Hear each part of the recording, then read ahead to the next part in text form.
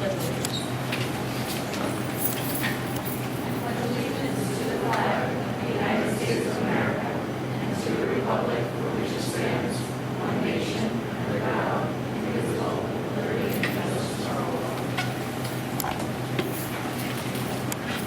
Good evening, Mrs. Scully. Here. Ms. Violets. Here. Mr. McGovern. Here. Mr. Montone. Here. Ms. Powell. Here. Ms. Scott. Ms. Morrell. Here. Ms. Martinez. Here. Ms. Warren. Here. Be it resolved that a closed session be convened for the purpose of discussing privacy, personnel, and legal advice. The subject matter of these discussions will be disclosed to the public when the reason for confidentiality subsides. Although the board cannot guarantee it, the length of the executive session is estimated to be 30 minutes, after which the public meeting of the board shall reconvene and proceed with business. Action will take place. Can I have a motion and a second? I'll motion. A second. Thanks, everybody, for coming. I'm going to turn it over to our superintendent, Ms. Perez. Good evening, everyone. Tonight is the first of 3 special evenings where we come together to celebrate the incredible accomplishments of our students, staff, and programs. As superintendent, I couldn't be more proud of the talent, dedication, and the heart that define our school community. I want to extend a heartfelt thank you to our amazing staff for their commitment to helping students grow and succeed, whether it's in academics, the arts, or through their individual passions. And to our parents and families, thank you for your continued support, encouragement, and partnership. Your involvement makes a meaningful difference in the lives of all of our students. It is now my pleasure to turn things over to Mr. Liebman, our Assistant Superintendent, as we begin tonight's celebration.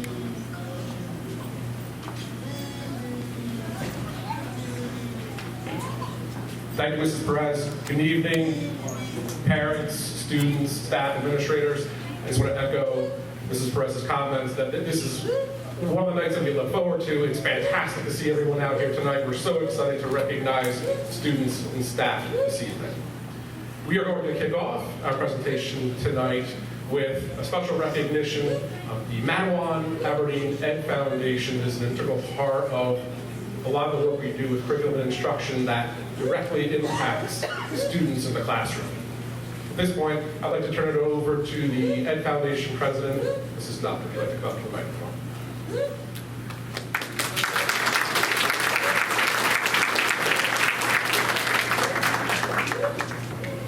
Thank you, Mr. Liebman. Thank you to the Board of Ed. Thank you to our superintendent and everyone here tonight. My name is Amanda Nutt. I am a parent of the district. I actually have 2 kids in Strathmore. I see some familiar faces here from sports, and it's really great to have a chance to talk to everyone. I am the president of the Madawan Aberdeen Educational Foundation. For those of you who maybe have never heard of us, we are a 501c3 nonprofit run exclusively by a very small group of volunteers.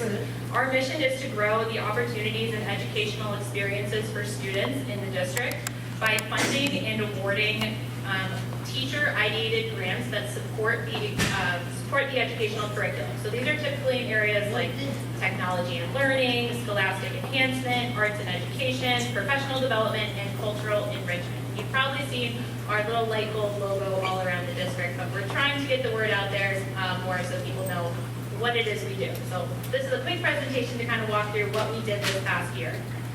So again, what do? We fundraise and then award these grants to our district teachers that they apply for. The goal is to enhance, not to replace, any curriculum programs, and the grants can also act as pilots for future district-wide adopted programs, of which we have an example to share at the end of our presentation. We want grants to be reusable as much as possible and not a single occurrence. And also important to mention, we don't replace the PTOs at the school, but we work really closely in partnership with them, especially when we identify pilot grants that need funding year over year. So the past year, we have funded over $10,000 worth of grants directly to our teachers, including 8 mini grants and under $3,000, and then 1 major grant over $3,000. So 6 of our 7 schools participated this year, and over 1,200 students were impacted by the grants. But there is still opportunity for us to make an even bigger impact. For example, we received over $30,000 in requested grants from our district teachers this past year. we were able to raise over $13,000, and then any of that unused funding rolls over to next year's grants, which we are just kicking off for next year this June. So this year, we also changed our grant timelines, and we realized that by having our grant application open in the fall, we were limiting to when the teachers could actually see this impact in their classroom. So this past year, we've had 2 rounds of grant applications, and as a result, you can see by this image, this is kind of when all of the grants happen throughout the classroom. So really, again, trying to figure out how do we make a big impact with what we have. So now for a quick snapshot of all this year's amazing grants.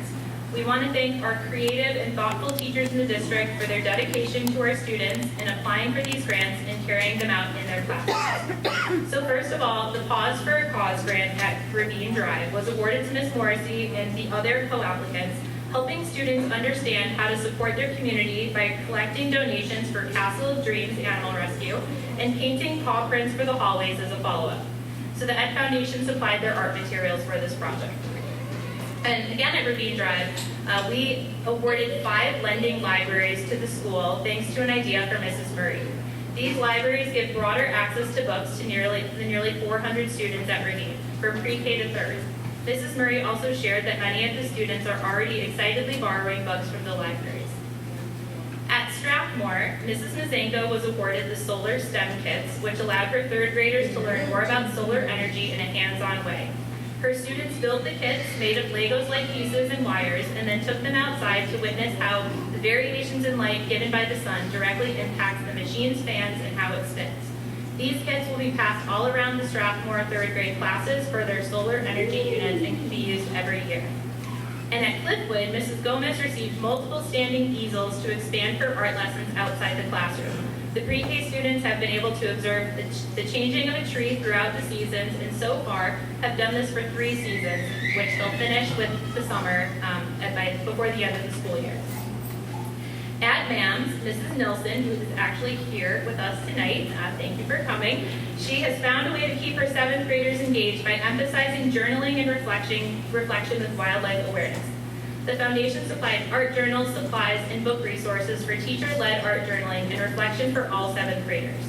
Students investigated possible methods of preservation and current organizations that support the wildlife in our area.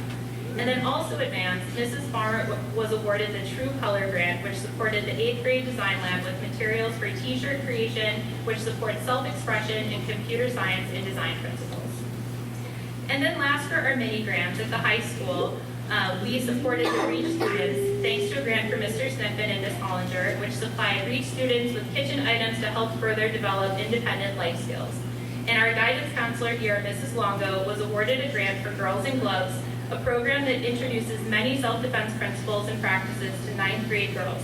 She shared the positive feedback from the participants who felt better prepared with an increased self-confidence and self-esteem.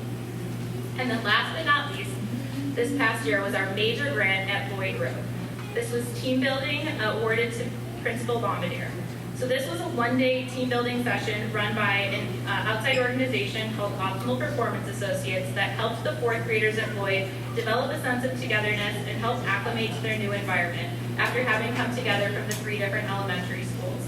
And while this was a one-time funded grant, Principal Bombardier plans to continue this with staff for each incoming 4th grade class, helping to make the transition into Lloyd easier and help establish better relationships among students who may not know each other. And one quick way that this was measured was kind of looking at the overall behavior of students throughout the year, and they were able to report better behavior overall and less incidents among students. So it really did seem to have an impact. And since our grants are meant to make an impact beyond the single year, we wanted to give a quick update on last year's major grant, aquaponics at the high school. So this was awarded to Ms. McMillan. The aquaponics system continues to be used to expand our environmental science classes here, and this year extended to the club as well. Students continue to grow plants from seeds for their sustainable farming unit, which is powered by a fish tank beneath it, continuing their tradition of salad day, and even grew bigger plants for the front office staff. And this system even had an impact this year on elementary students, with the AP students visiting Strathmore to teach about sustainability and stewardship, using lessons from the aquaponics system, helping build on all the STEM principles in elementary. And the last thing I want to mention about this, which is kind of exciting, is the high school students were actually awarded a 5-year license to participate in continue a program called Trout in the Classroom, which is part of the New Jersey State Wildlife and Fisheries Group, because of their knowledge about aquaponics from the system and sustainable farming. And today, they actually were able to release 6 healthy rainbow trout that they grew from eggs from this system. So they released those today, so it's pretty exciting, I think. And then the last one last year, so this is an example of a pilot grant that we did last year. Mrs. Zanko again at Strathmore actually applied for this grant. It was an assembly that built on the dinosaur curriculum, and it was such a great success that all the elementary schools decided to do it this year, and which was funded by the PTO. So just to kind of show how one small idea can have a ricochet effect throughout the district. And we can't end without mentioning the Battle of the Faculties event, which was spearheaded by the foundation as a major fundraiser and will continue for next year. So this event brought together teams of teachers from all 7 schools for fun minute-to-win style games at the high school. We had an incredible turnout with over 400 attendees, which raised over $6,000 for the foundation, all of which goes directly towards grants. And we're excited to announce that this will continue in the fall with a tentative date of October 23rd. So please mark your calendars and see if the Strathmore team will be dethroned or reclaim their coveted title. They took it very seriously. And before I close, I just wanted to mention that the first round of grant applications for next year is officially open. So teachers are made aware of this, and they already know their classroom assignments. Are starting to think about all these great ideas. So we're excited to see what kind of ideas come from our amazing teachers for next year. And as a reminder, shameless plug, that all of this is made possible by a very small group of volunteers. There's really 4 board members, and then we have a handful of volunteers that very kindly help us with miscellaneous tasks. But I just want to say thank you to our other board members, Quinn Bond, Lynn Nelson, and Emily Inoda, who, along with all the other volunteers who really make this possible. But if we really want to make an impact, we do need more help. And Ed Foundation is essentially a nonprofit arm of the school, and it can be really transformational with enough community support and interest behind it. So please consider getting in touch with us or continuing to make donations so we can award more impactful grants to our district. And if you'd like to learn more, we have a Facebook page, we have a website. If you're from Strathmore, I'm around there all the time, or flag football together. But yes, please get in touch with us. We'd love to share more about what we do and how you can help. And yes, thank you again to the Board of Ed and the administration for your continued support with the Ed Foundation and allowing us to come speak here today. And thank you all for your time, and we're excited to see what next year has in store. Thank you.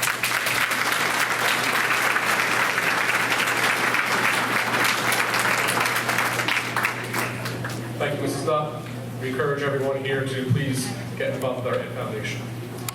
Moving on now to student presentations, I'd like to call up the principal of Cliffwood Elementary School, Mrs. Terrence. Please come to the podium.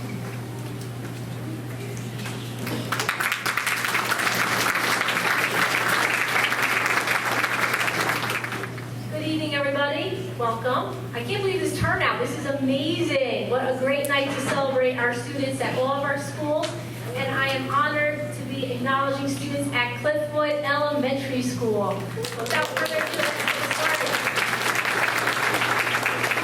So for our first student, this student is being recognized for her beautiful voice as a beautiful singer, Lily. Can you come up, Lily? Congratulations.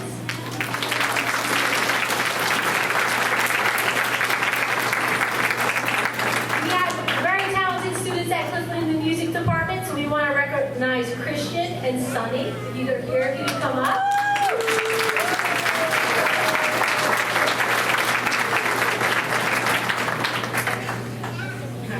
And then we have Ariane for his bravery and courage. Ariane, if you'd like to come up. Brandon and Harley are being recognized for their artistic abilities. If you can come up at this time. Ava is an amazing cheerleader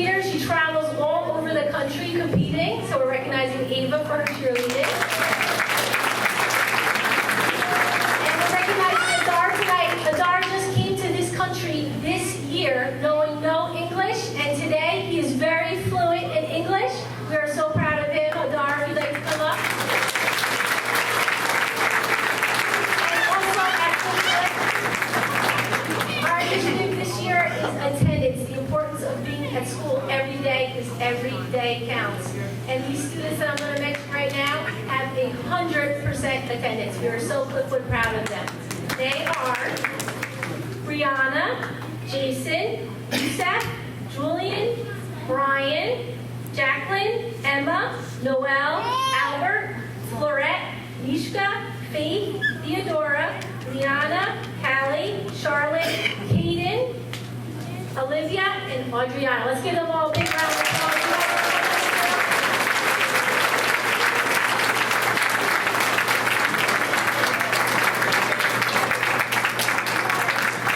Parents, we'll get them together. You can take a big picture, okay? So come up in the front here. You can take a picture at the table there. Go ahead.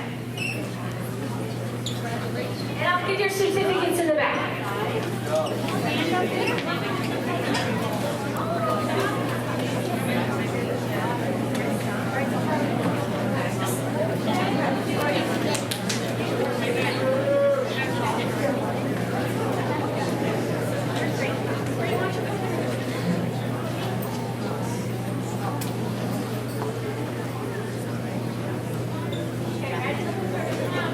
Okay, 1, 2, 3, quick one. Quick one. All right, let's give them one more big round of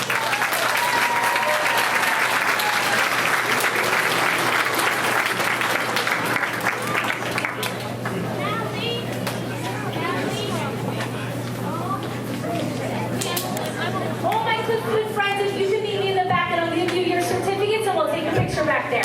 Thank you everybody for coming. Have a great night.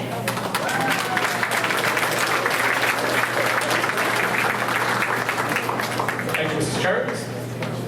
Next, to recognize a student from Main Drive Elementary School, I'd like to call Dr. Cronin to the podium, please.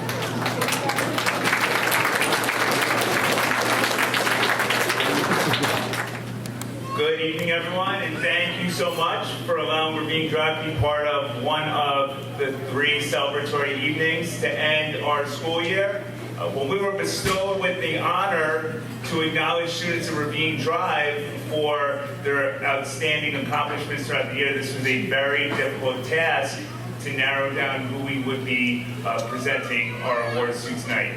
So we took time as a school and we decided that our overall goal is building connections with the community, and we are going to announce our winners who were determined by Matawan Borough for participating in a contest to discuss Arbor Week and all of the ways that trees can benefit the Matawan and Aberdeen communities. With that, 4 students were announced the winners, 1 per grade level at Ravine Drive Elementary School, and the winners are Madison Zambino, our kindergarten winner, who is here with us. Dawson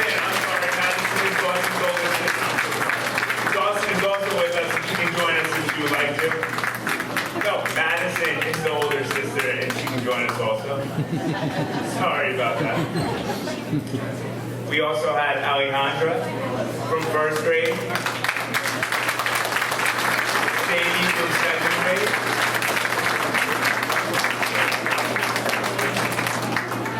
And finally, Penny from 3rd grade, who cannot join us tonight. It's Penny's father's birthday. Penny, happy birthday. If we just like to thank you again. Dawson, I'm so sorry about calling you Madison. And thank you all, and thank you for joining us, and thank you for having us be a part of tonight.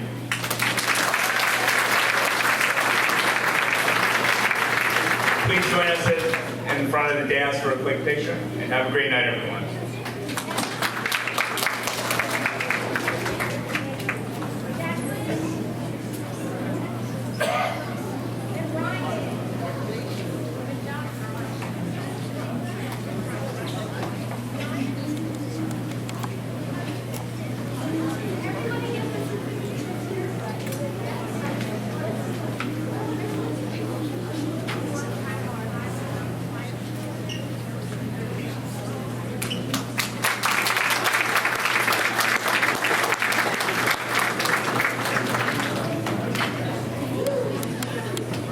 Thank you, Dr. Cronin. Our final set of recognition this evening will be for Matawan Regional High School. I'd like to call Principal Mr. Wells to the podium.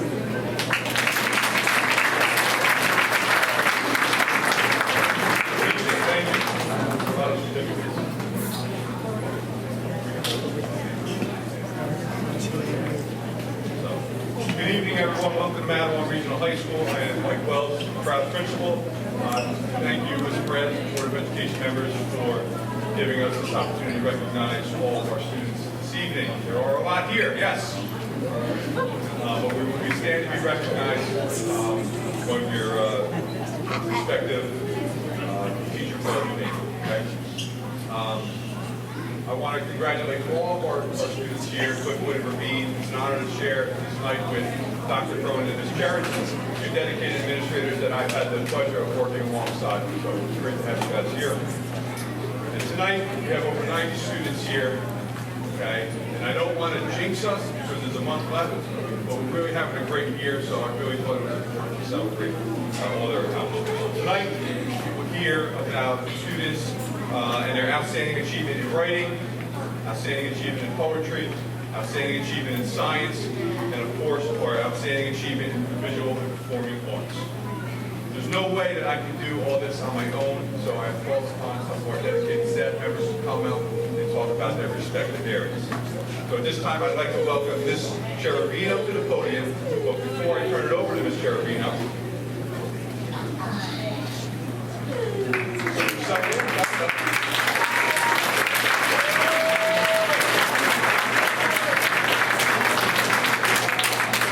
earlier today, Ms. Cherubino was having a good old time at an award ceremony. She's soaking wet.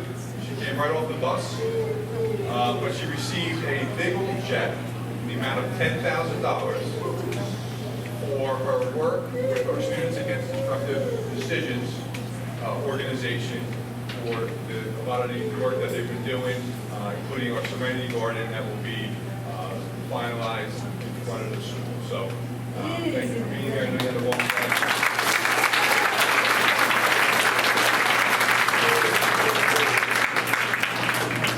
Thank you so much, everyone. So in a world where artificial intelligence is rapidly reshaping communication and often threatening to replace authentic student voices, creative writing, I think, remains more essential than ever. Our students' voices matter, and not just for what they say, but how they say it, for the passion, the individuality, and the perspective that no algorithm can replicate. So today I'm honored to recognize 4 exceptional student writers whose work has earned meaningful recognition beyond our school community. So where are you, James? Please stand, James. James received an honorable mention in the Seton Hall University Essay Contest. That was statewide.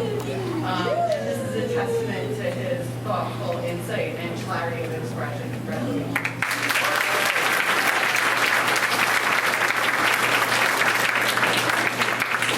Gianna Ascoli. Can you stand, Gianna? Gianna earned first place in the Monmouth County Law Day Essay Conference, and she'll be receiving her honor next week on Thursday. And that just shows the power of persuasive writing to engage and both inspire. Congratulations.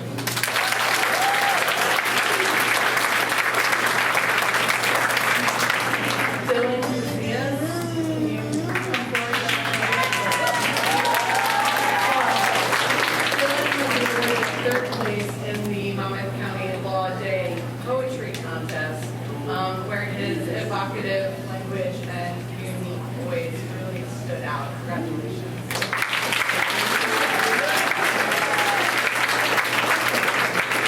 Although she couldn't be here with us today, Jovi Avilis also deserves special recognition as our Monmouth County representative in the creative writing at the Teen Arts Festival. But just so we're clear, Jovi, at the age of 18, has already won multiple writing contests, including Scholastic, and she's already a published author before she leaves us to go to college. So just an extraordinary accomplishment that reflects both the talent and dedication of our students here at Monmouth High School.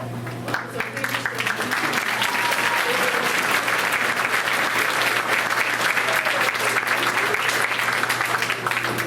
thank you, Mr. Urbino. Again, congratulations on the big check, big check. Next up, I'd like to welcome Dr. Servideo to the podium to talk about some of our science accomplishments.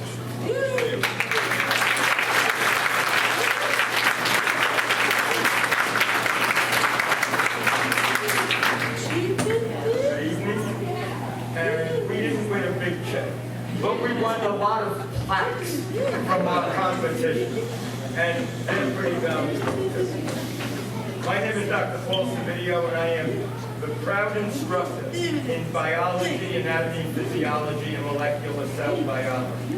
It is my pleasure to introduce the students who competed and performed brilliantly, representing our high school in the New Jersey Science League and in the United States Biology Olympiad academic competition.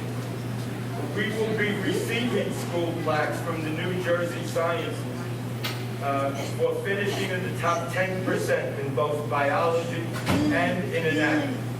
Finishing 7th out of 90 of the top schools in New Jersey and STEM academies in biology are, my freshmen appear to be hiding back there, Lila Pinta,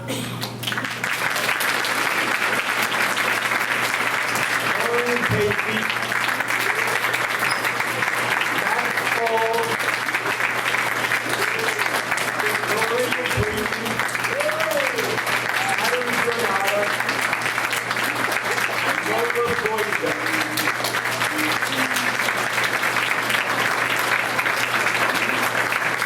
Lila's been finished 20th out of 450 and will get a personal plaque also. Finishing second out of 30 high schools in anatomy. These are the top high schools that offer anatomy in their schools. It's Cameron, Villaging,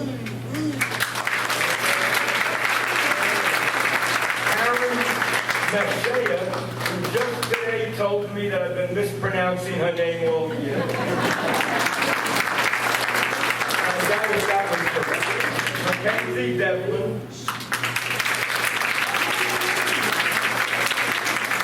Danny Pritchard, which is probably misspelled or misordered. That's correct. Brandon Manos, Amelia Tello Sandoval, James Carlin, and Rose Renata.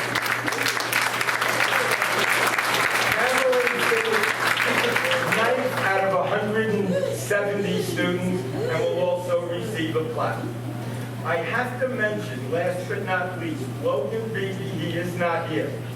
Logan competed in the United States Biology Olympiad, where 11,500 students from around the world compete, from all these different countries. Only 600 qualified for the semifinals. Logan was one. It is absolutely the most difficult academic science competition I have ever seen. I usually try to take it, and I barely get to the semifinals, but I cheat a little bit to try and get it. The qualifying exam is created by Harvard, Yale, Cornell, and Brown. Thank you to all my spectacular students. You have made this an extraordinary year for me.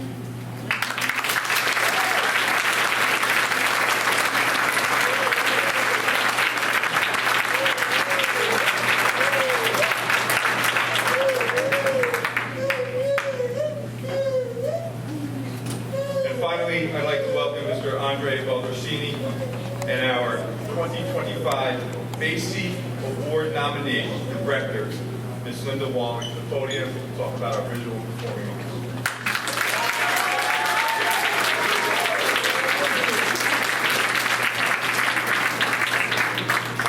Good evening. My name is Andre Baldersini, and I am the choir director at Mattawan Regional High School. Tonight, I have the pleasure of congratulating an exceptional group of students who have spent countless hours with me rehearsing and refining college-level repertoire that we have performed and competed with throughout the year. Aside from the usual holiday and spring concerts, the choir has had the opportunity to sing at community events such as the Dr. Martin Luther King celebration in Cliffwood this year. We've also had the opportunity to sing at the Westminster Choir College Invitational, where we performed the piece, The Cry of Jeremiah, for the composer, Dr. Persephone Powell. She was so impressed with our interpretation of her music, she personally invited us to come and perform her music with her at Lincoln Center this coming November. The competition choir has also competed in the Monmouth County Teen Arts Competition, where we placed first, and received comments such as, "This choir sounds better than some of the college choirs I've heard," from the judge. We also just competed last week in Virginia on our overnight trip. Thank you, board, for making that happen.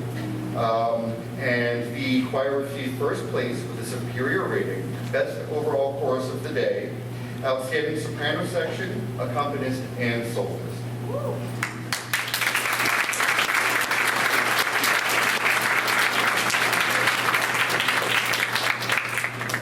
The choir and I would like to thank Superintendent Perez, Central Office, the Board of Education, Mr. Wells, and the high school administration, and anybody else I forgot, for their continued support of these students. These students are thriving in this program.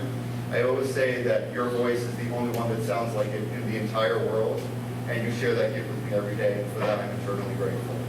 So, students that have come this evening from the competition choir, could you please stand and be recognized.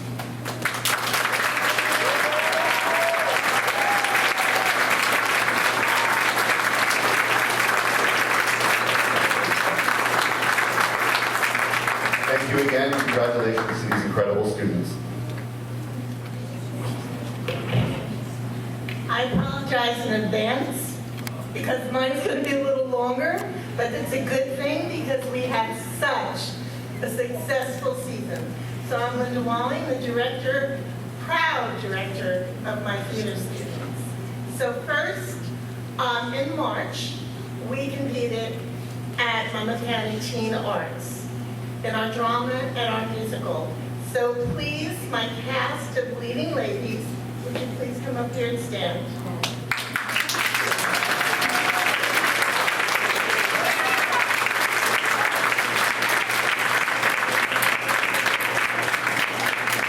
I'm going to try to combine this a little. There you go. Okay. We competed, we came in first, and we were chosen to represent, Madawan High School was chosen to represent Monmouth County at the State Teen Arts Festival, which is June 4th, so fingers crossed. I'm going to cross-reference this a little. Last night were the BOE Awards, and some of these students were nominated for the BOE Award, so I just want to call them out. Lucas, Rosudo Caneros, step out. Nominated for Best Male Actor in a Drama Comedy. Step back. Then honorary mention. Let's see if I get it right. Charles Y. Cork. Y. Zoric. No? Yes. Honorable mention. For a male identified lead in a drama comedy. And then we have a male identified featured actor, Allison Lindley. Step forward. Now, Allison was nominated, but guess who took home a BOE last night?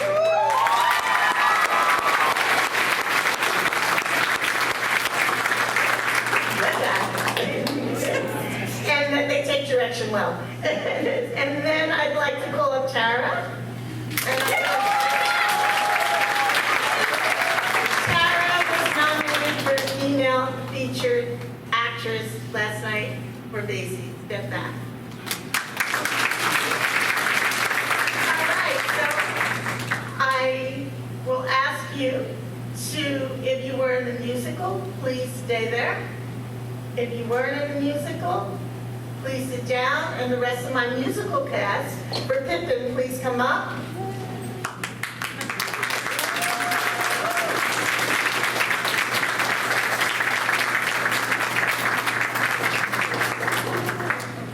This is a big one. Okay, find it. Okay, so this is my lovely Pippin cast. They competed in March at Monmouth County Teen Arts. We came in first, and we're representing Monmouth County at States. Hopefully we'll win, and that is on June 4th. Now,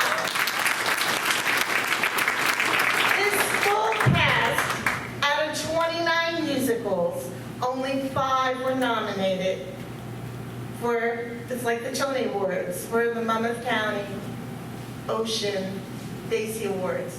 And if you're nominated, you get to perform. And they performed last night at Basie. So proud. My whole full cast was nominated. Take a bow, all at once, up. Then I'm going to call out for Best Actor nomination, Lucas Zulicanero. Step out. That was my opinion. Okay. Step back. Nominated for Best Female Actress for the leading player, Henrietta Pons.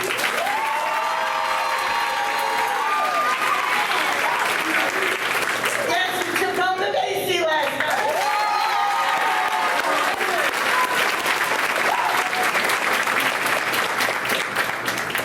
Nominated for Best Featured Actress, Sophie, is she here?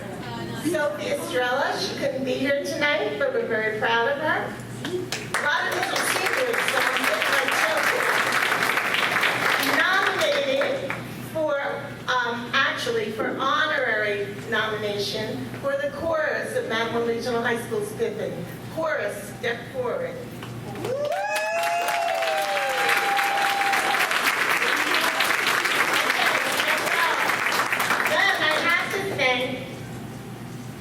Madeline Avenue and their administration for letting me have such a special upcoming thespian that has been with us all the way, every competition, and I think he wants to stay at the high school instead of going back.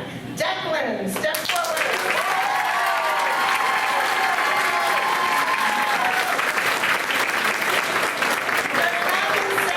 The choreographer got nominated. The orchestra got nominated, so we were happy. I got nominated, but it means nothing to me if they weren't nominated because they do it all. So while you're standing there in front of them, will my stage crew for the drama and musical step up in front of these actors?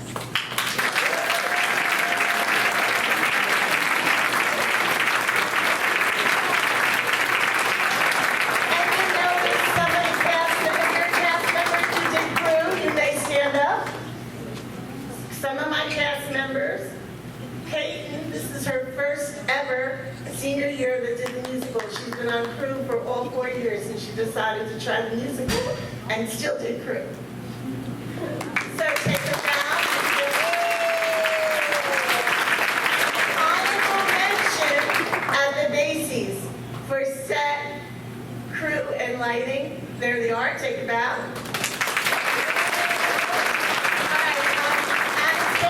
Could you step up here for a minute? This is Miss Anastasia Martinez. Come to the microphone. Oh, yeah. It's getting girl. She got 2 things from Basie, a scholarship, and tell them what you got. Go ahead. I got the Arts Impact Scholarship for $2,000.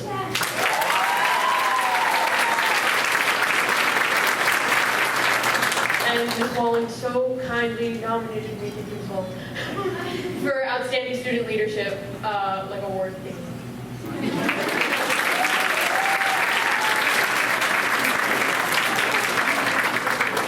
My seniors, including Anastasia, step forward if you are continuing in the arts in college.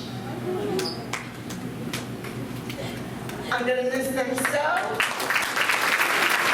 They're going into lighting design, acting, stage management, musical theater. I'll miss them so proud. Now, my last thing. The people from Pippin that got scholarships in out of art, please stay, and everybody else, please stay. Almost done, I promise.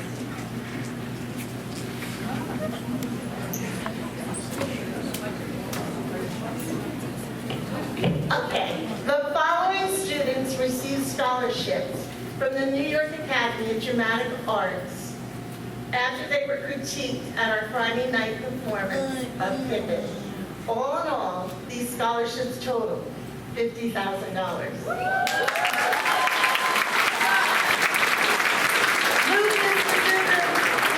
Step forward. $20,000.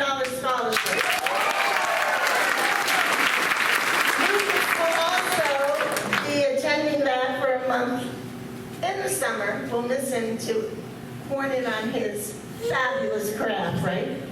Okay, good. Step back. Henrietta Hahn. $10,000 scholarship. No, 15, I'm sorry. $15,000.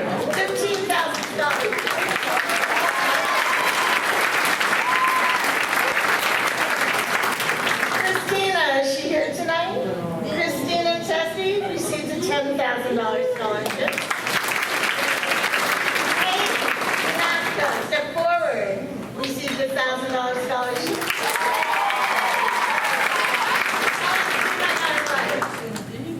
Charles. I know.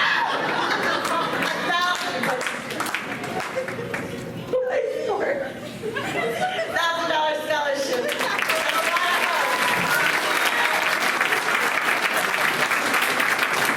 Sophie Estrella, who's not here, received a $1,000 scholarship.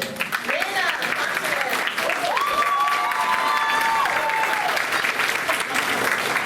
$1,000 scholarship for her wonderful, wonderful, amazing dance moves.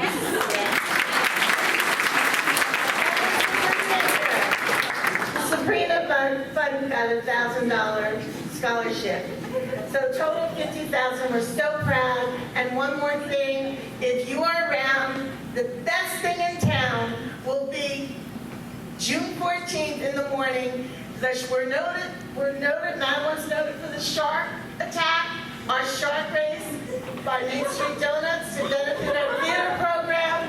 Last year, I think we raised $11,000, and we're aiming for more. Mr. Wells and I are going to love to have that check, so please come out and clap on it and support our kids. Thank you so much.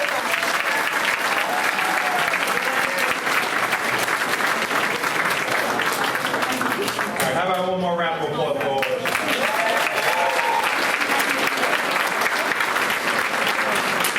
Students, I'm just going to ask that you meet us in the front lobby for a quick photo and your certificates. And I want to thank the Board of Education for all your support, without your support, none of this would happen. Thank you all. Thank you. This is where I'm back to Season 1 of student recognition. Thank you. Thank you. Congratulations to all of our students and parents for their support and the wonderful staff. Okay, continuing on. Oh, actually, before we get to the rest of the meeting, we have one more presentation, correct? Dr. Ross?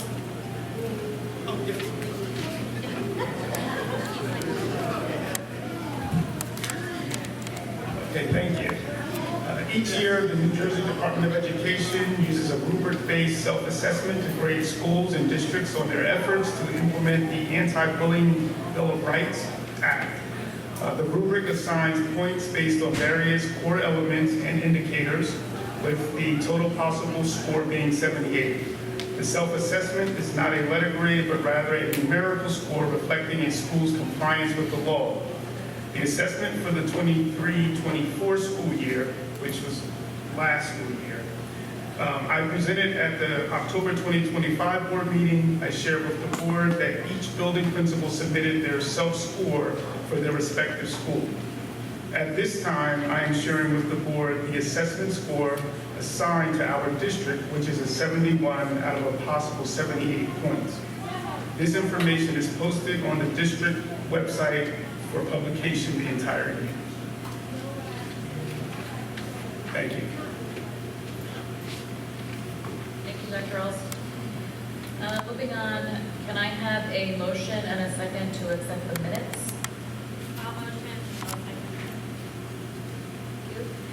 I have a motion and a second to accept the correspondence to the board.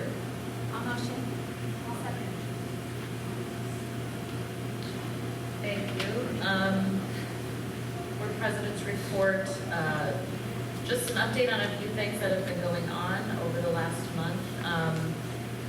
This week, we had several board members and some of our central office administration team attend the Garden State Coalition of Schools, which is an advocacy group.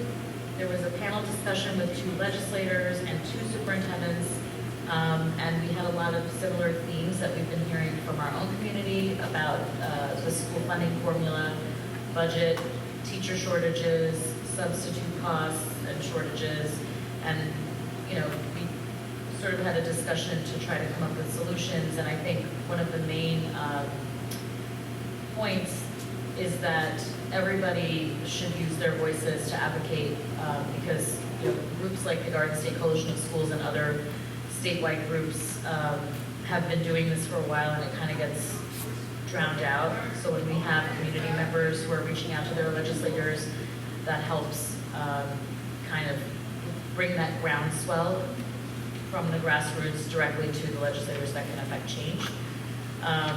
We have been continuing liaising with the town about ways that we can work together, continuing with conversations, including with our counterparts from each of the two towns here on the board, with their counterparts on the town councils. We have continued some training. We are a certified board. We're hoping to reach master certified board status. So we had a training session today on internal and external communications, which we could always improve upon.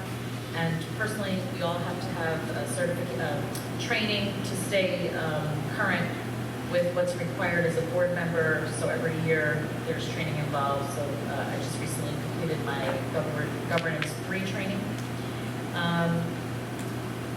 We wanted to update everyone on the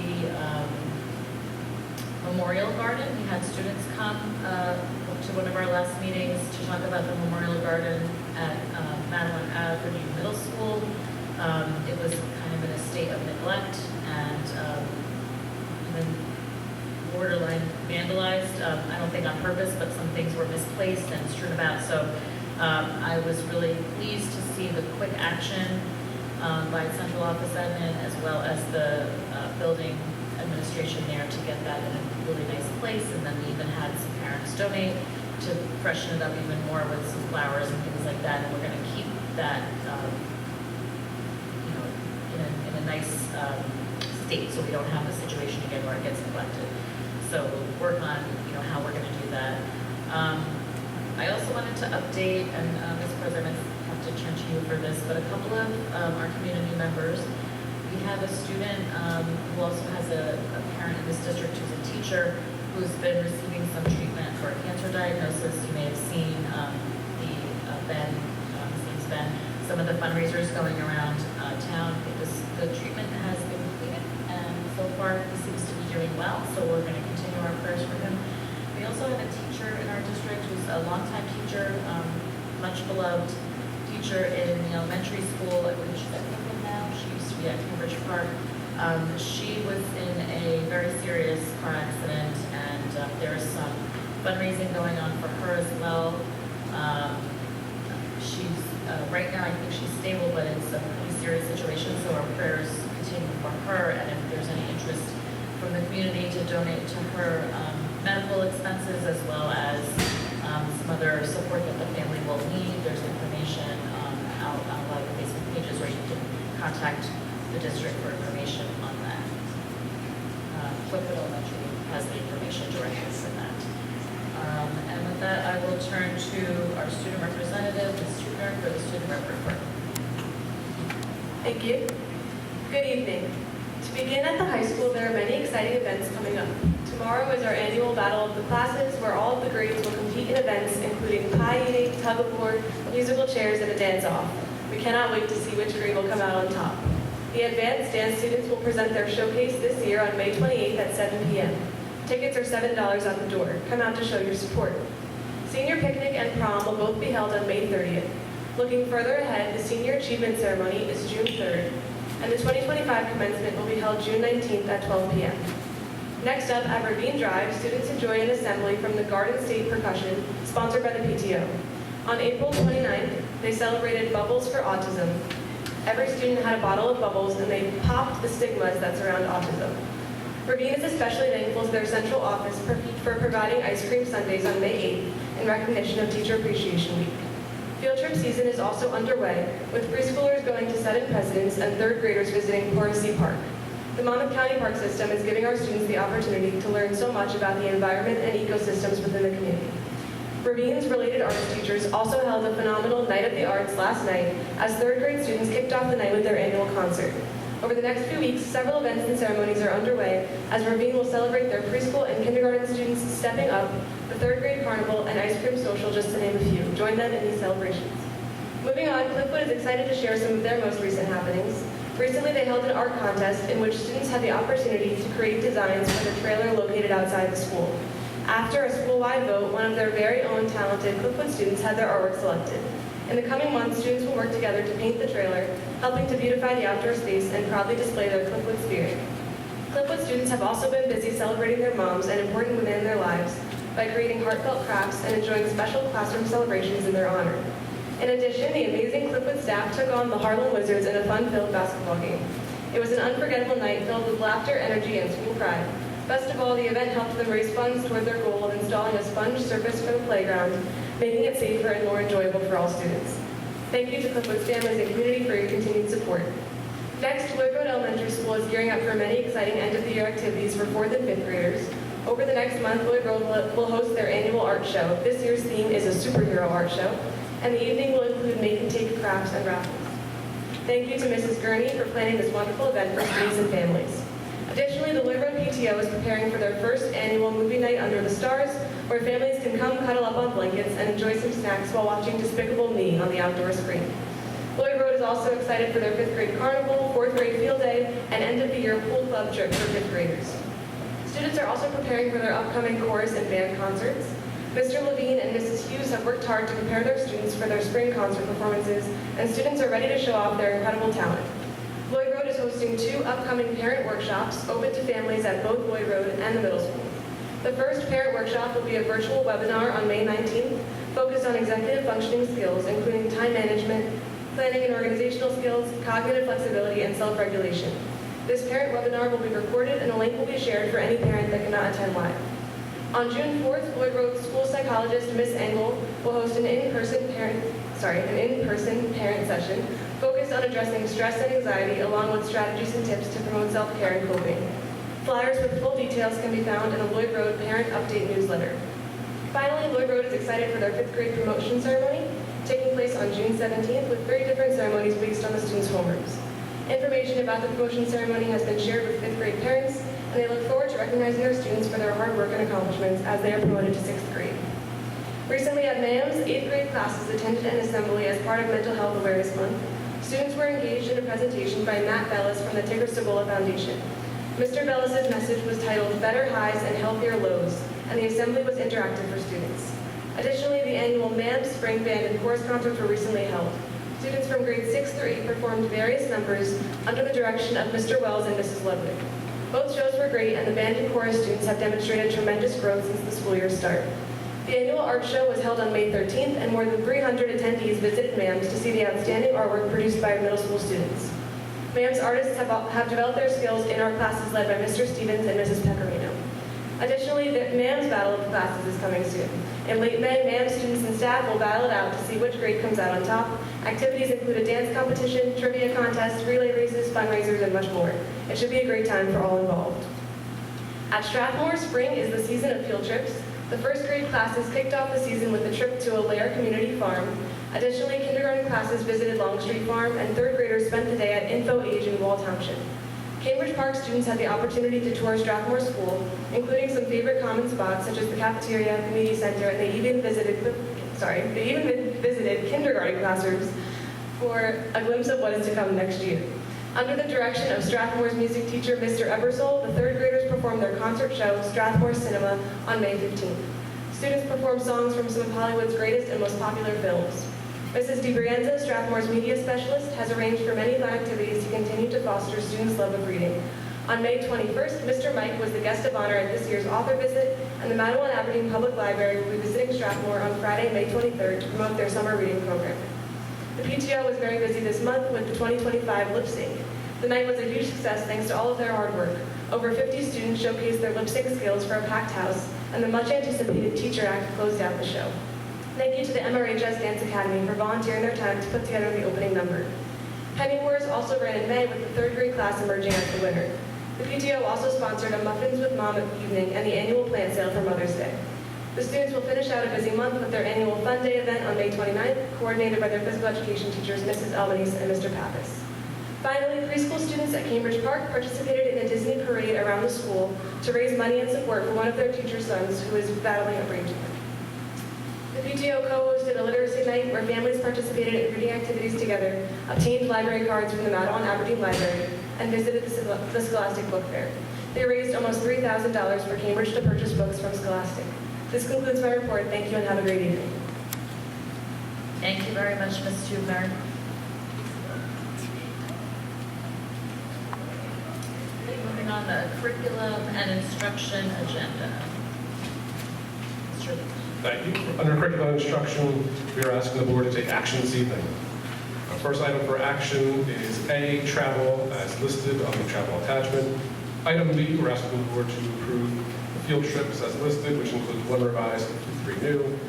We're asking the board to approve item number 2, which is to approve the submission for a grant application for the Focus Grant, which is intended for universal literacy screener for students in K-3. The amount is listed. Continue on to page 2 of 2. We're asking the board to approve item number 3, which is the submission of a grant application to improve teacher climate and culture, with the 2 focuses being streamlining the teacher evaluation model and improving student attendance. Amount listed. Item number 4, we're asking the board to take action on a swim team co-op as listed.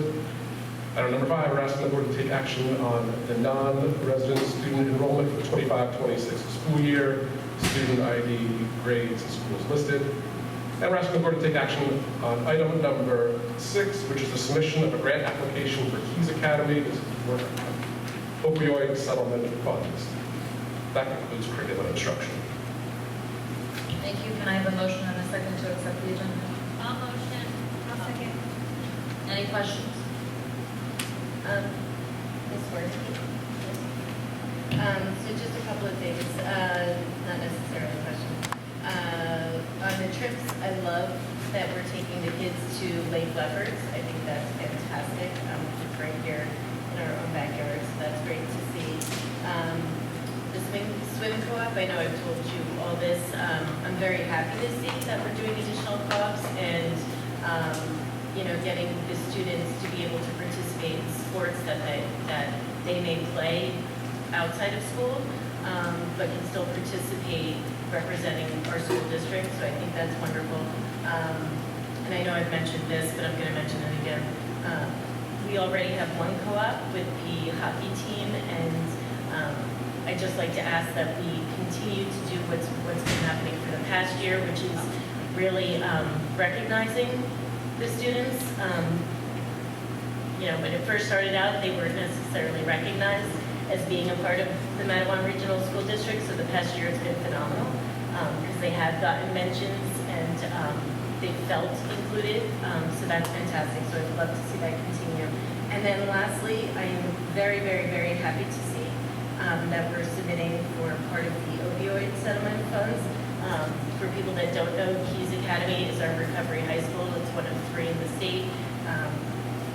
Initially, I don't believe the recovery high schools were given any funding whatsoever from the really large opioid settlement, so I thought that was terrible. So I'm very happy to see that we had the chance to get some money. And then in terms of current, I know we're always lobbying for more money from the state, but currently, how much have we received for next year for Keys?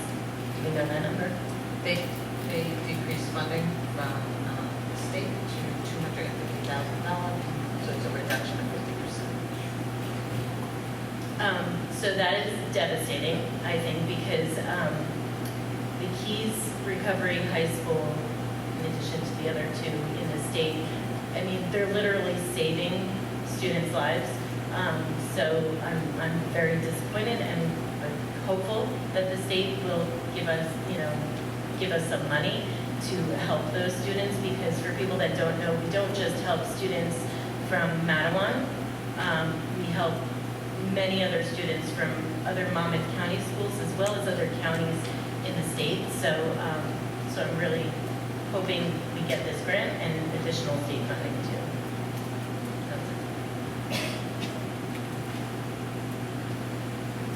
Thank you, Mrs. Foley. I want to echo that the Keys Academy is a really important program that we offer. We're blessed to be able to have it through our district. It's housed at Brookdale Community College, so it's a nice atmosphere for those students to kind of get them thinking about their future as well. And yeah, the opioid settlement was a really big number, so it would be nice if it could go towards helping students through recovery. Any other questions on curriculum and instruction? I do want to add in, that the $200,000 would be for 4 years, so it's a total of $800,000. Oh, excellent. That's good news. Moving on to student services. Student services, we're asking the board to take action on the following items. We're asking the board to approve item number 1 for bedside instruction. This includes the items listed in red from the previous meeting. Cost is listed. We're asking the board to approve item number 2, which is an extraordinary rebuild for the 23-24 school year. We're asking the board to approve out-of-district placements for the 24-25 school year, including 2 listed in red. We're asking the board to approve the service provider as listed at the bottom of the agenda for item number 4. That concludes student services. Thank you. Can I have a motion and a second? Any questions? Mr. Lehman, can you just explain again, on the record, what the rebills mean, number 2, for the district? I can. In this case, feel free to fill in the blanks. Either or, thank you. So up to 3 years, there's a 3-year look back where schools where we send students out of district can rebill those ascending districts for the tuition.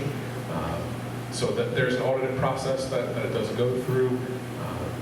And unfortunately, we're at the mercy of when those rebills happen, that we're required to pay those.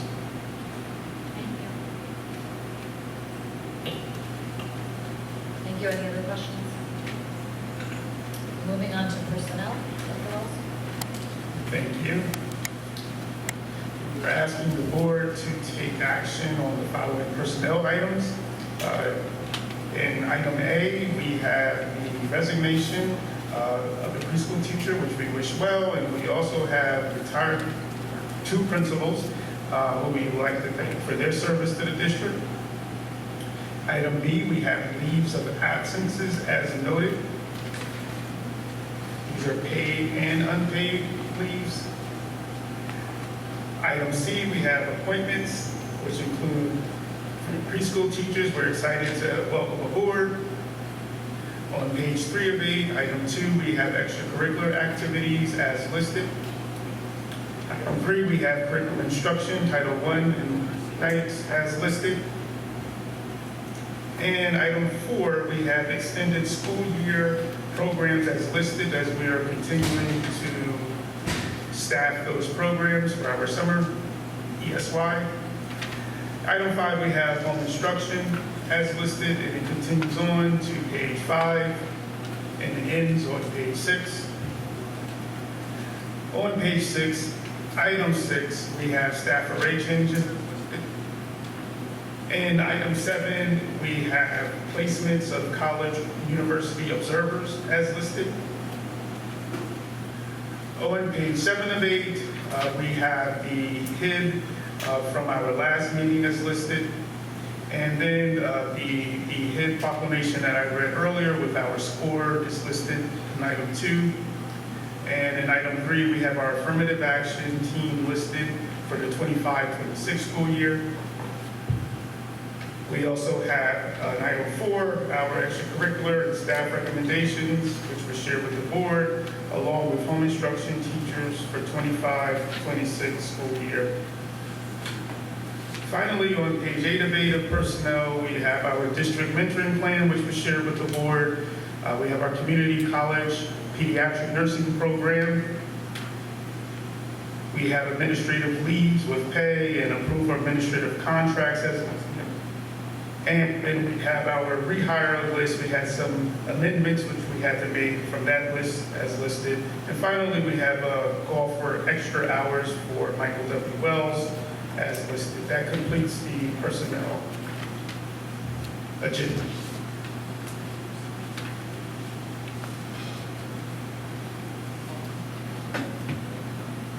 I'm sorry, I didn't hear. Oh, I'm sorry. We do have walk-in item.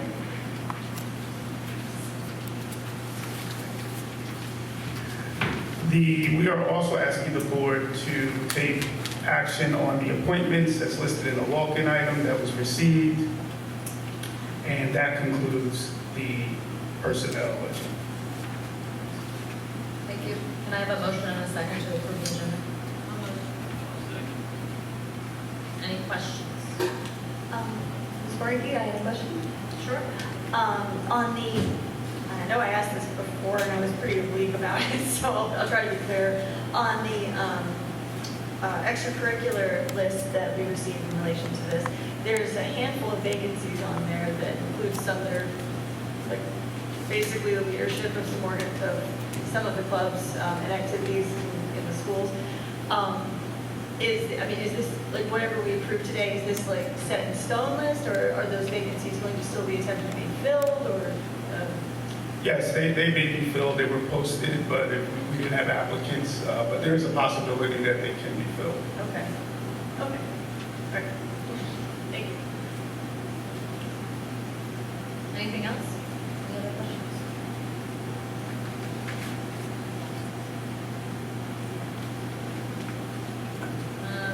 Policy agenda then.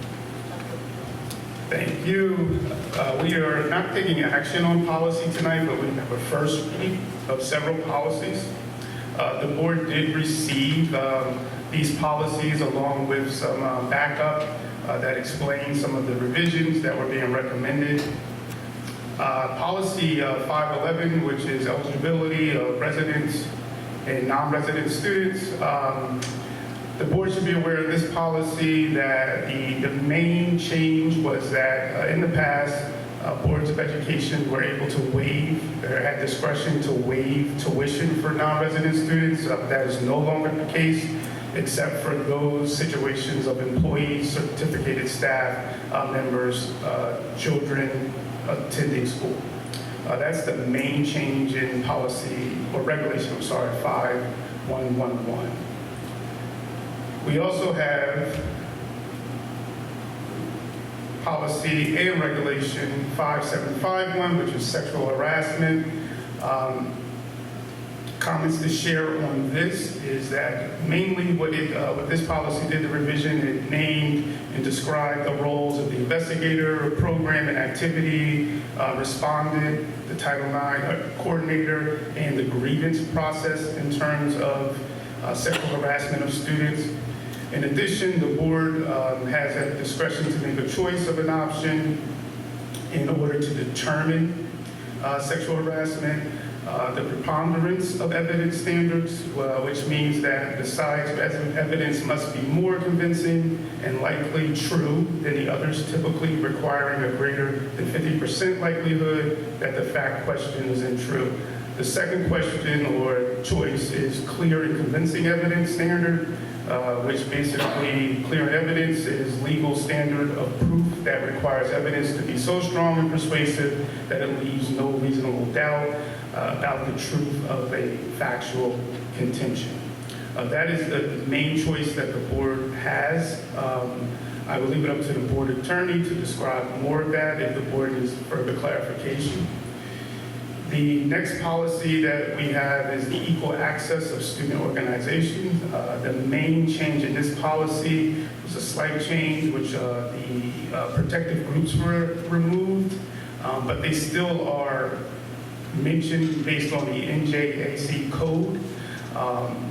In addition, the teacher's role is explained in this policy change as well.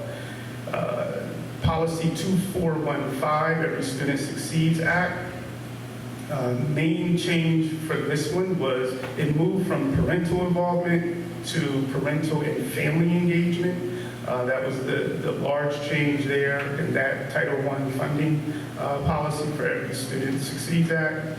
And we also have policy 2421, which is career and technical education. Another change in that policy was moving away from language that included vocational and moving more toward career and technical education, in describing the relationship that districts may have with out-of-district or county schools in terms of career and technical education, and then those career and technical education programs that districts may have within the district.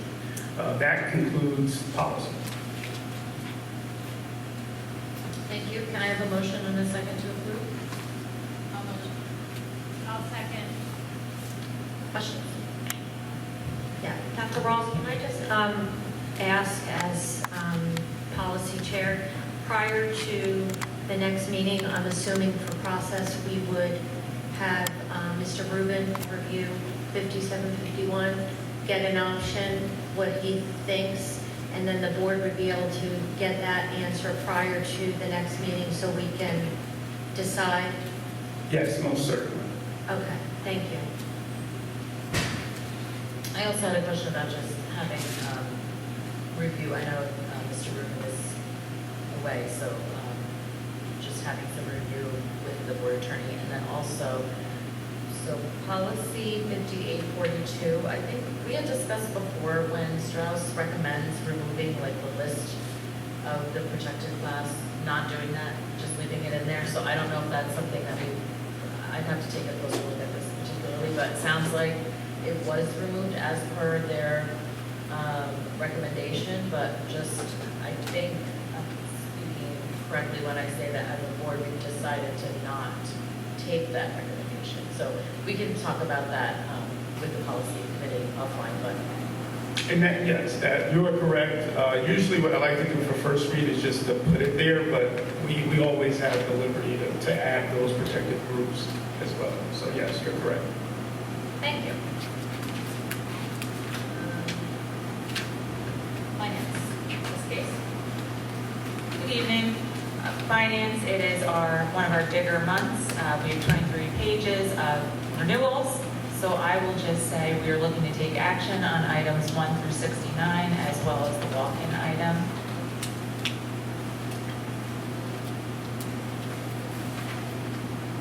May I have a motion and a second to approve finance? I'll motion. I'll second. Any questions? I just wanted to make a clarity. So it sounds overwhelming when we say 1 to 69, and we're just all going to say yes. These are probably 90% of them are renewals that programs that we have every year.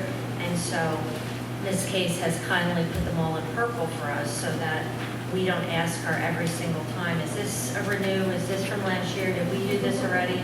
So because that would be very ineffective, and we've done that for a while. So we appreciate them being in purple, but just so people understand why we're just kind of nodding to it. It's a lot of renewals for programs we're using.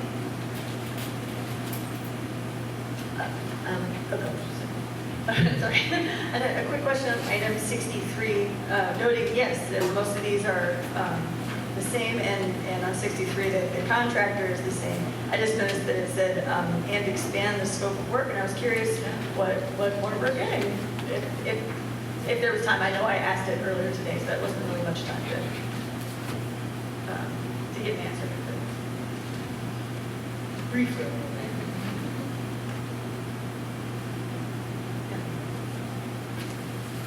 Many of the services are the same, but when you compare last year's contract to this year's contract, they changed the scope of how they lay it out.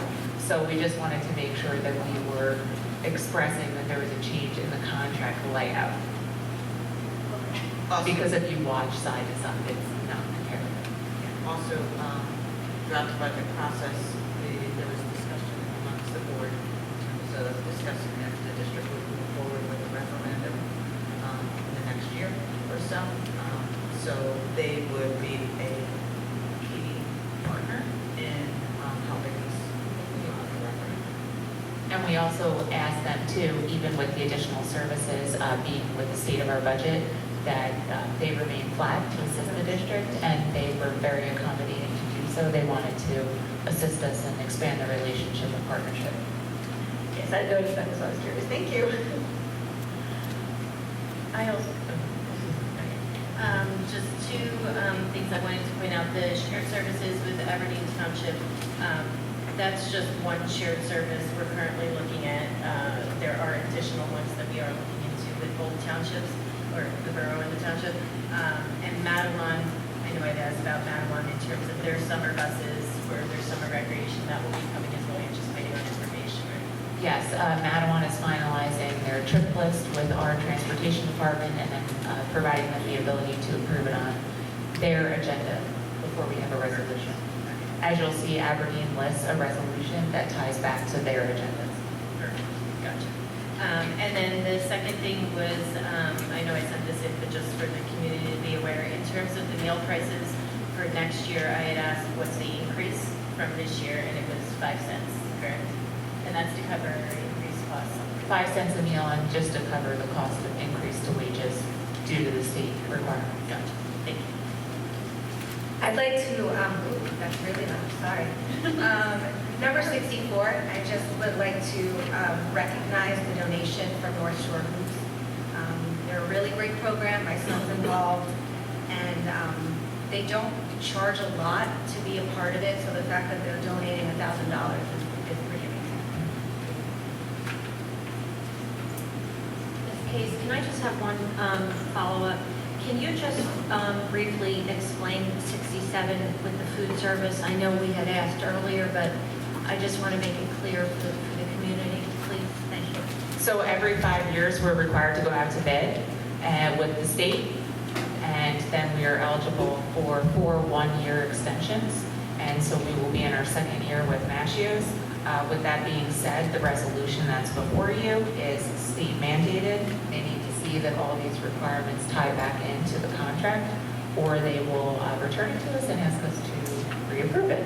So with that being said, it has to tie into what is called Form 23. Form 23 takes what our price and meals are and what we estimate that will be, as well as the estimation of our free and reduced. And then it ties into a projected cost to run the program for next year. And then they have to then provide us a guarantee back to the district. So that guarantee for next year would be $175,000.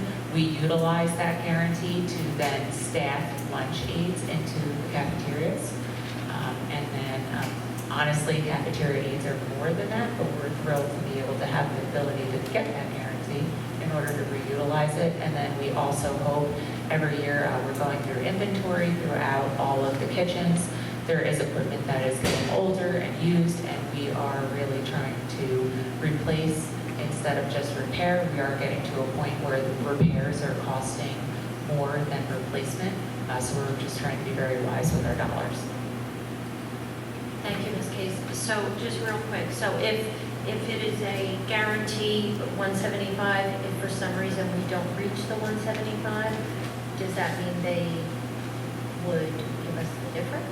So or they are not reaching that, and they are still giving us the difference and eating the management cost. You do have to be cautious as well, because if a company goes too many years without that, then they also can utilize that and say, instead of us asking them for renewal, they will ask to not be renewed if we have to go out to bid. So we have to be cognizant of finding that middle ground.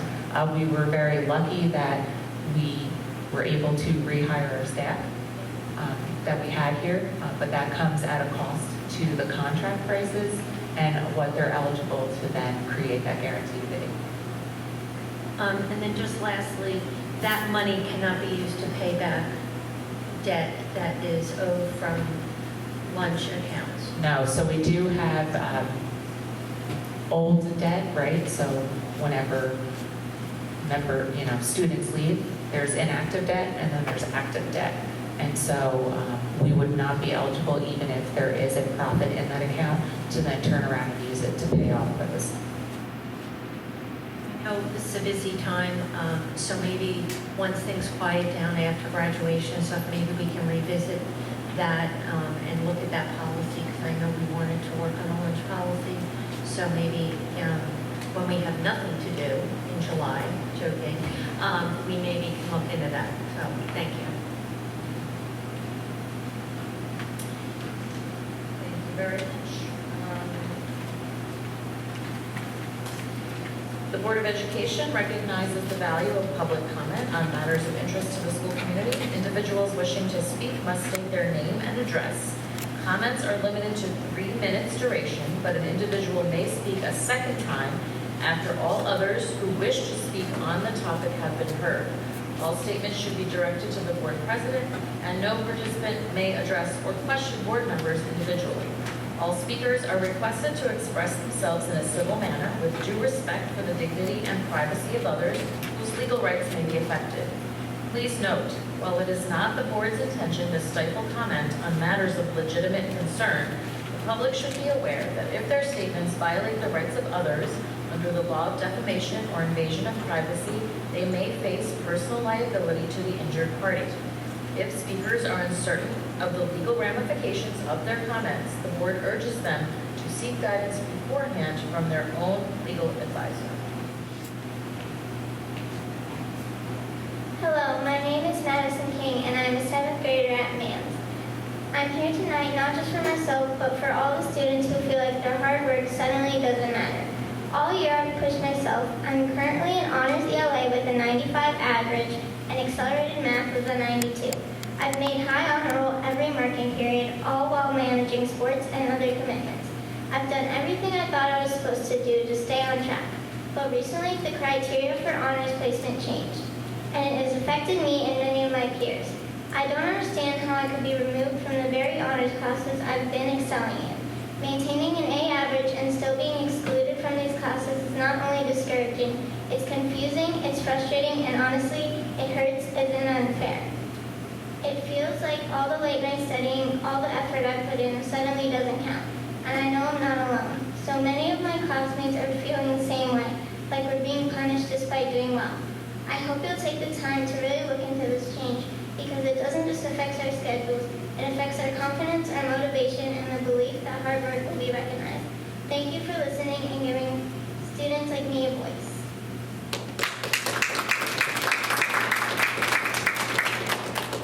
Thank you very much. I just wanted to take a minute to say I appreciate your bravery and your honesty and your advocacy for yourself. So thanks for coming. Hello, my name is Jennifer King, Mattawan, New Jersey. That was obviously my daughter who just spoke. I'd just like to take a moment to say that this is a student with a cumulative GPA of a 4.19 on the 4.0 scale. She has received high honor roll for 7 marking periods straight since entering the middle school. So, these are I think these are exemplary achievements that should be recognized, but instead she's being made to feel like it's not good enough. With that being said, I have several questions regarding the recent changes to the honors placement criteria at the middle school. First and foremost, what was the reason for this change? Was there an issue with the previous criteria that prompted a revision? Additionally, was this new placement process something needing board approval? And if so, is there a detailed explanation of the new criteria and its justification? For instance, when I look at surrounding districts, particularly Homedale, I see they use a transparent point system that is clearly defined and leaves little room for vagueness or subjectivity. You know exactly how points are earned and what is needed to qualify. That level of clarity seems to be missing here for the parents and the students. Another concern is the removal of teacher recommendations from the criteria. These teachers work with our children every day and are in the best position to assess whether a student is capable of succeeding in an honors level course. Their input seems not only valuable, but essential. The students most affected by this change appear to be students like my daughter, currently in Math 7 Accelerated. They were progressing along a certain academic path and are now going to be repeating year material they have already mastered. The curriculum for Accelerated Math 7 and Math 8 are exactly the same. I'm struggling to understand how students who have earned A's in a course are essentially being retained or excluded from advancing. I'm not sure how that is fair or reasonable. Lastly, I'm curious about the rationale behind limiting honors placement to just 5 to 10% of each grade student population, which I was told was only 2 honor sections. That percentage seems incredibly restrictive. Why such a low number? Are we truly saying that only a handful of students in each grade are capable of advanced work? I appreciate your time and hope we can work together to better understand and hopefully improve this process for all students. Thank you. Thank you. Mr. Liebman, is there anything that you can answer or respond to? First, I'd like to say to Madison, thank you for coming up to the podium. All your hard work is not for waste, right? It's really important that you're involved with your academics, your extracurricular, all important things. And I appreciate the comments that you made, and I've been taking notes as you were talking. So, Mom, I'd actually like to set up a time to meet with you. Because you asked a lot of important questions that I can answer. This might not be the time to do it, but I can respond to everything that you have. I appreciate that. So if you hang out for a couple minutes when we're done, we'll exchange information. Great, thank you. You're welcome.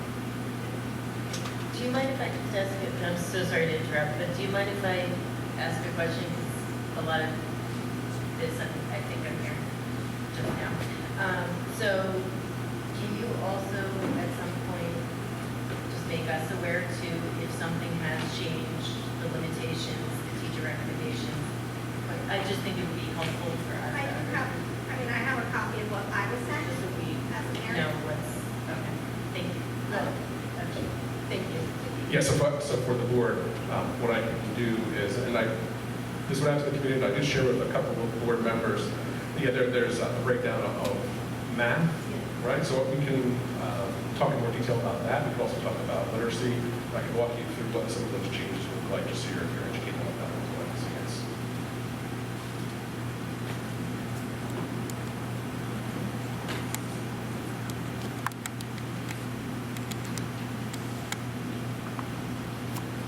Hello, my name is Charlotte Dorada, and I'm a 6th grader at MARSD. I would like to speak on the honor selection requirements. I was a bit confused on how I didn't meet the requirements to get into English Language Arts honors class. I know the administration looks at iReady and NJS 11 from the prior year in grades.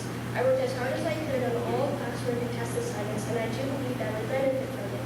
I started to realize that I was getting bored in the OA class, and would finish my work very early and receive good grades on everything I turned in. In January of my 5th grade year, I went to a cardiologist to be cleared to start a new medicine. They discovered that I had an unknown heart condition and was abruptly removed from all sports. Shortly after that, my stomach issues were worse than they ever have been. The pain was debilitating, and I was in and out of the hospital, subjected to numerous tests and procedures, and tried all sorts of medications. Anyone who knows me knows I love sports and good grades. Through all my challenges, I still made sure my grades were on point and I wasn't falling behind. During NJSLA last year, I was very sick and still tried to come in and take the test. Science, I only got to do a few questions and was sent home. Math, I missed. ELA, even though I was in a lot of pain, I pushed through and earned a 777. Maybe not the top score, but still very good. I tested out or was at grade level. I know I would have probably done even better if I wasn't in pain and uncomfortable. My grades this year in ELA have been better than they ever have been. The first marking period, I also had a lot of absences and doctors. We're still trying to get a handle on my stomach issues and the best course of treatment. This meant more tests, more procedures, and in turn, more absences. My first marking period, I had right below a 90 and earned honor roll. My second and third marking period, I had a 94 and a 98 and achieved high honors both times. Even with my absences, I get right back on track without any issue. I was very disappointed that I never received a letter to attend 7th grade ELA honors. I hope that you'll understand I've tried my very best and it would mean so much to me to attend one of those classes. I completely understand there is a limit on how many students could attend. However, I do think the challenge will benefit me greatly. I was really hoping to be able to be in honors classes so I could be challenged a bit more and see what my full potential could be. I do not think the standardized tests should hold so much weight because some kids just don't do well on them and they don't give a full picture of students' capability. A teacher should have input as they are the ones who see us every day, know our capabilities, personalities, work ethic, and would be the best one to predict whether or not an honors class would be a good challenge for us, or if the work would be too hard. Thank you for your time, and I want input assist with changing the new requirements for who gets selected for these classes.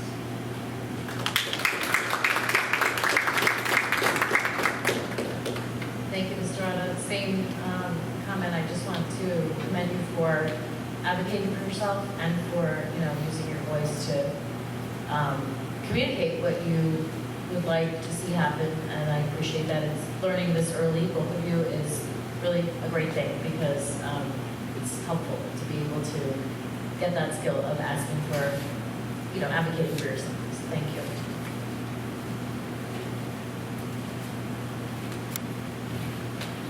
Tiffany Stevenson, 54 St. Joe Terrace, Aberdeen.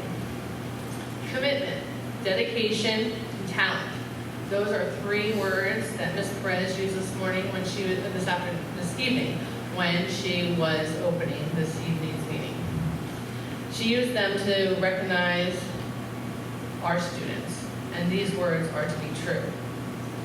I say those words again because I feel that this new honors placement is putting those words to the side. It is not showing that we take account these students' commitment, their dedication, and their talent in the classroom.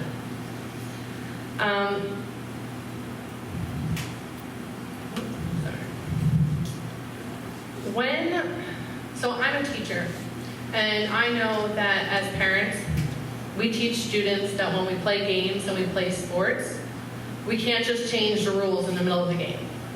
That's what's happened to these students. When they entered the middle school, they were told that they needed to have certain benchmarks, meet certain data points, and once they got in, they needed to maintain an 85 average to stay in the course. But all of a sudden, someone decided to change the rule of the game in the middle. And now these students feel bad. They're losing confidence in themselves. They're doubting themselves. They're no longer feeling that their commitment and dedication to their academics is important, or that they even have the talent that it takes to be a part of these programs. Now, I know that changes sometimes have to happen, but these changes should have been put in place for the incoming 6th grade that did not have these rules put in place. It is very heartbreaking to hear 2 students out of many that are now feeling this. The math honors program is extremely upsetting to hear about because at least ELA, they will be reading new books, writing new stories. But for students who actually have to retake curriculum that they've already passed and achieved at a high standard is ridiculous. We wouldn't, when we go to college, we wouldn't want to just take a class again just because we want to take the class again. No. Why would we make students now, even though they're younger, do it again? In 7th grade, the 7th grade curriculum, I believe, has 5 units. They have to squeeze 5 units in 1 year. The 8th grade has 4, which means the material will actually be taught slower than it was when they were in 7th grade. I'm sorry to interrupt, but that's time 3 minutes. So if you would like to finish your comments after we've heard from everybody, you're welcome to return to the podium.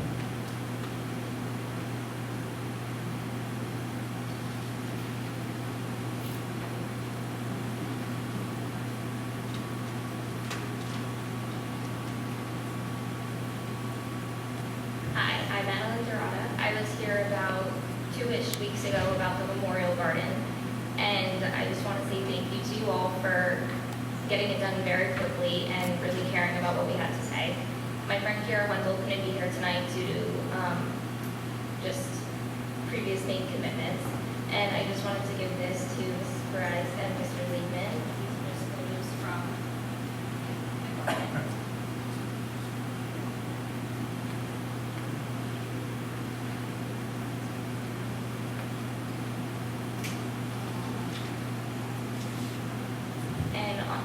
of James Collins' mom, she also wanted me to give you guys a big thank you for really caring about something that she now says she will find more comfort in having to drive past due to the bridge being closed, and just for reminding her of her son every day. So thank you.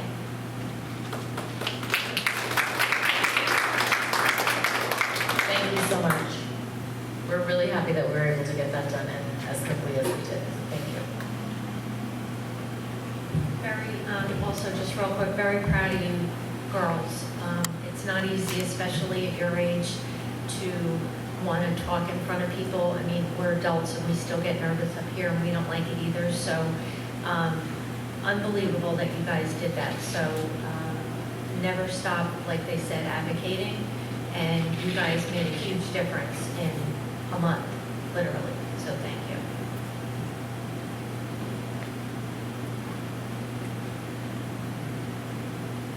Any other comments from the public?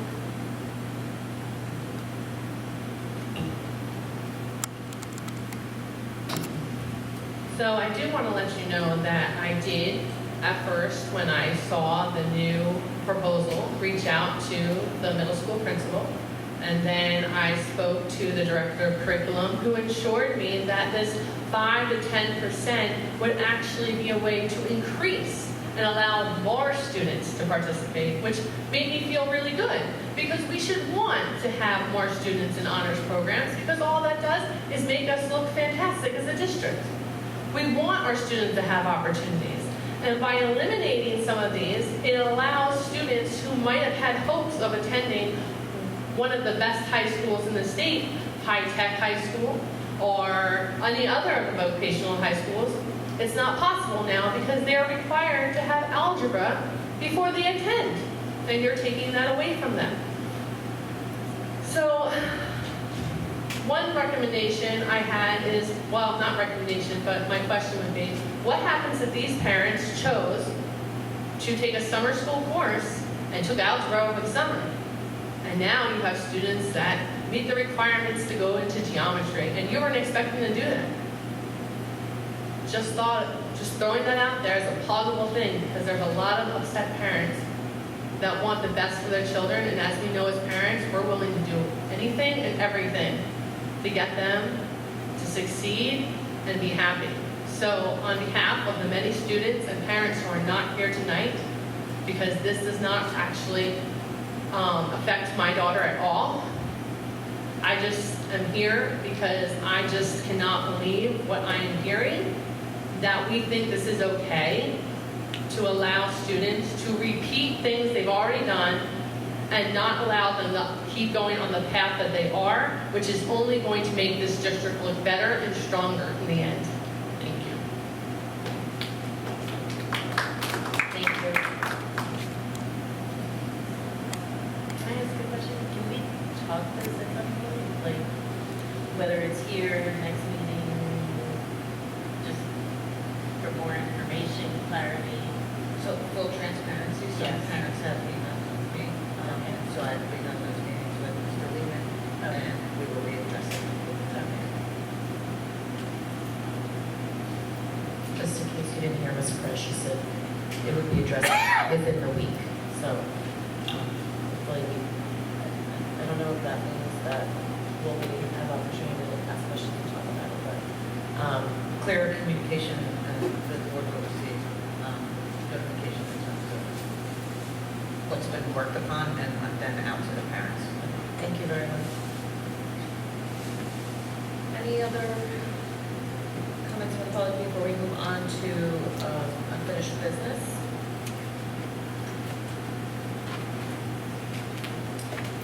Do we have any unfinished business? Ms. Bornicki, can I give a quick update on the delegate assembly? Yes. Okay, so on May 10th, the New Jersey School Board Association Delegate Assembly annual meeting happened, and that's when they passed those 3 resolutions, one to support esports, one to expand eligibility for school nurses, and one to expand the list of excused absences to add participation in activities to join skilled trades, which we talked about at the last meeting. I learned a little bit more about what the next step is, the overall learning about this delegate assembly. On the two, the expanding eligibility for school nurses and the one about the skilled trades, those will turn into NJSBA's advocacy that gets not called ordinances, but bills anyway, on the agenda for the state legislature. And so they explained, because there were quite a few new people there, and so at the meeting they were explaining, giving some examples of current legislation that's being considered by the Assembly and the Senate right now that NJSBA had introduced based on the annual meeting from last year. So expect to see this on the agendas in the upcoming legislative session for the school nurse thing and the skilled trades. I also thought that was intriguing. So some of the things that we've talked about in the long run, like perhaps having the state consider the very large state routes going through a town when they're considering transportation funding, or perhaps permanently funding recovery high schools with a separate line item in the budget. These are things that we might be able to introduce to the delegate assembly, maybe in the winter, in the spring, and maybe we can get some people on our side. So it's another opportunity for advocacy. Thank you so much, Ms. Paul. So, okay, one other update. I'm sorry. Okay, Do you want to talk about that first? I was going to ask you. Oh, sure. Well, actually, is it not the delegate assembly? No, it's not. Go ahead. So the Garden State Coalition of Schools, which I mentioned earlier, we attended this week. I don't remember what day because the week has been a blur. Wednesday? Yesterday? Was that yesterday? It was yesterday. Seems like a long time ago.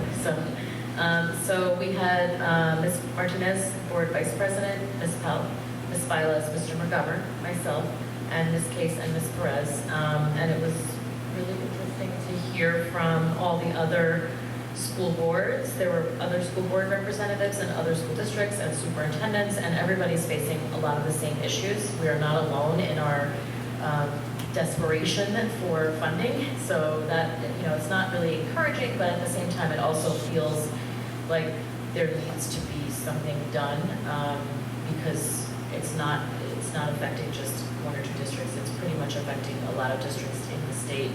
And we heard from a couple of legislators who really, again, encourage school districts to get community members involved, to push for legislation, to fund things. We have a lot of unfunded mandates, so to get those mandates funded.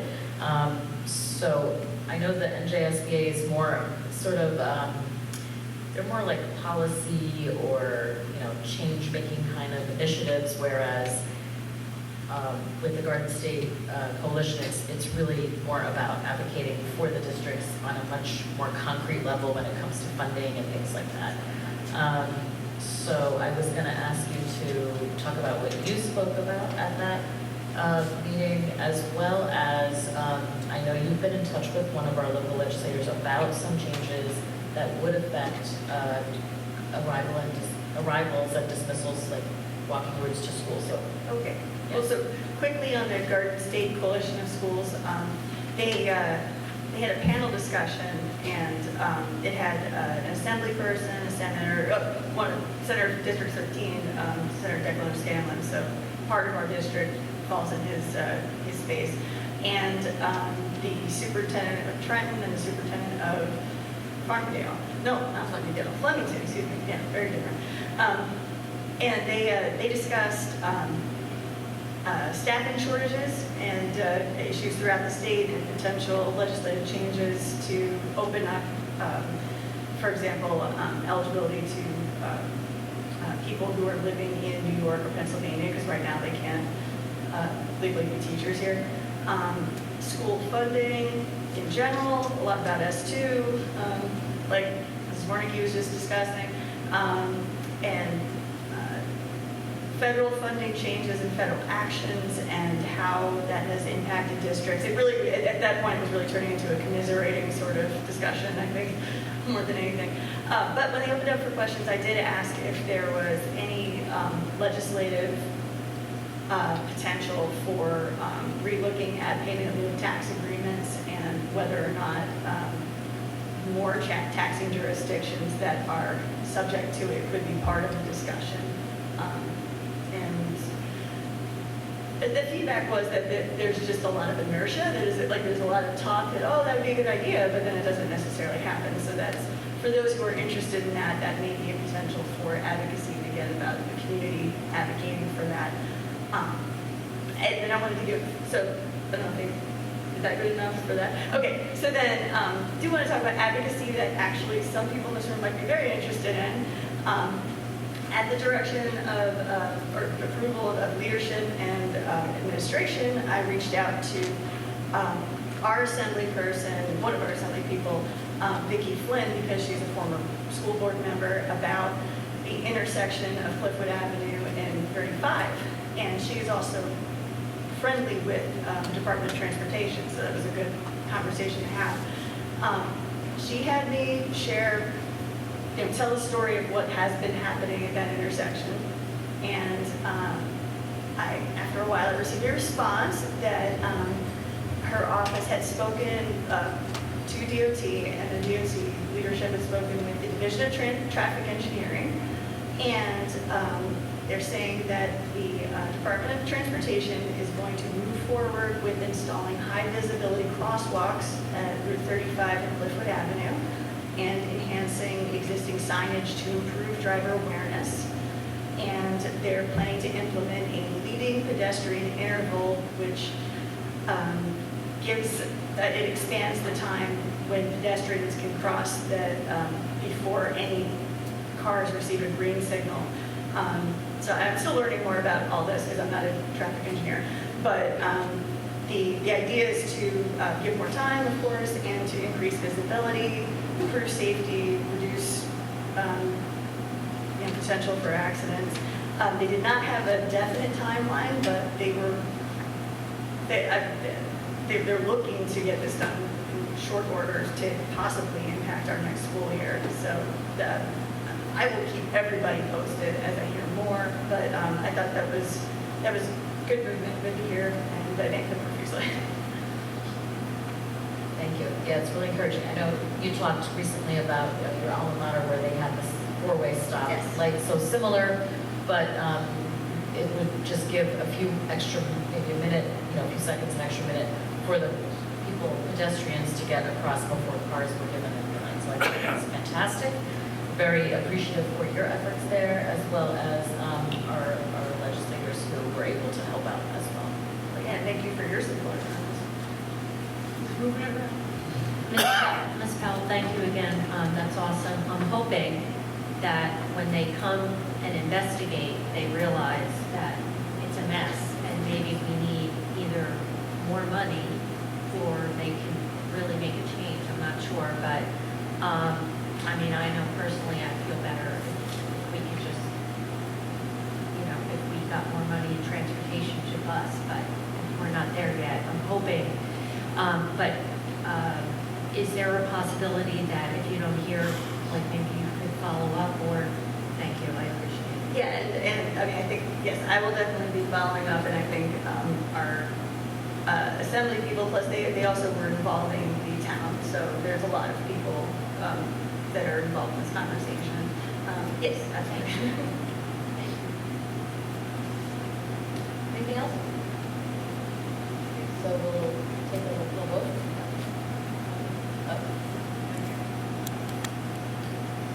Mrs. Foley? Yes. Ms. Vilas? Yes. Mr. McGovern? Mr. Montone? Yes. Ms. Powell? Yes. Ms. Burrell? Yes. Ms. Martinez? Yes. Ms. Warnicki? Yes. All ayes.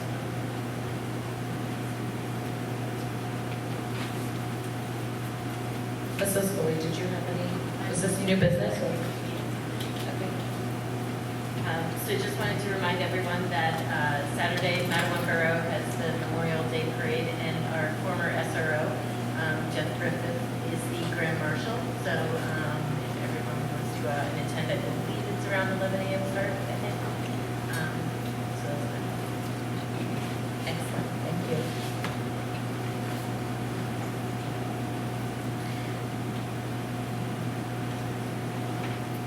Be it resolved that a closed session be convened for the purpose of discussing privacy, personnel, and legal advice. The subject matter of these discussions will be disclosed to the public when the reason for confidentiality subsides. Although the board cannot guarantee it, the length of executive session is estimated to be 30 minutes, after which the public meeting of the board shall reconvene and proceed with business. Action will not take place. Can I have a motion and a second? I'll motion. I'll second. Thank you. We are in executive session.